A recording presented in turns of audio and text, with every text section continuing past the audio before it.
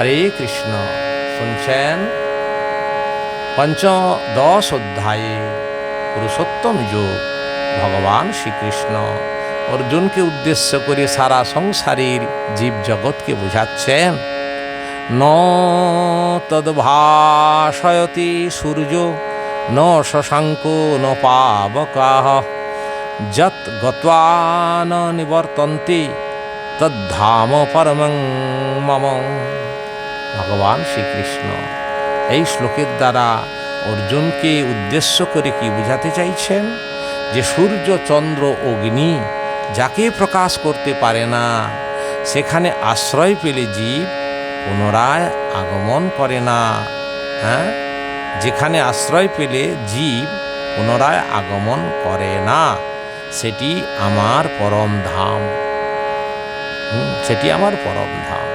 আর বলছেন মমৈ বাংশো জীবলোকে জীবভূত সনাতনঃ মনঃ ষষ্ঠানি ইন্দ্রিয়াণি প্রকৃতিস্থানি কার্যসি কার্যতি। এই সনাতন জীবজগৎ আমার অংশমাত্র। জীবাত্মা প্রলয়কালে মম এই ইন্দ্রিয় সমূহ জীবাত্মা প্রকৃতিতে স্থিত হয়ে পুনরায় সংসারে সে ভোগে লিপ্ত হয়। হ্যাঁ, আর বললেন শরীরং যদ্বাপ্নোতি যচ্চাপুৎক্রামতীশ্বরম গৃহীতৈতানি সংজাতি বায়ুর্গন্ধা নিবাসয়াৎ। বাতাস যেমন ফুলের গন্ধ বহন করে অন্য ফুলে যায়, সেই রকম জীবাত্মা দেহ ত্যাগ করে জ্ঞান ও মনকে বহন করে পুনরায় নূতন দেহ অন্তরে যায়।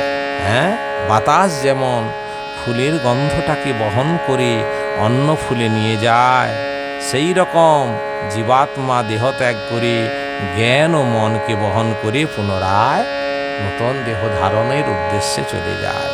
হরে কৃষ্ণ কৃষ্ণ কৃষ্ণ কৃষ্ণ হরে হরে, হরে রাম রাম রাম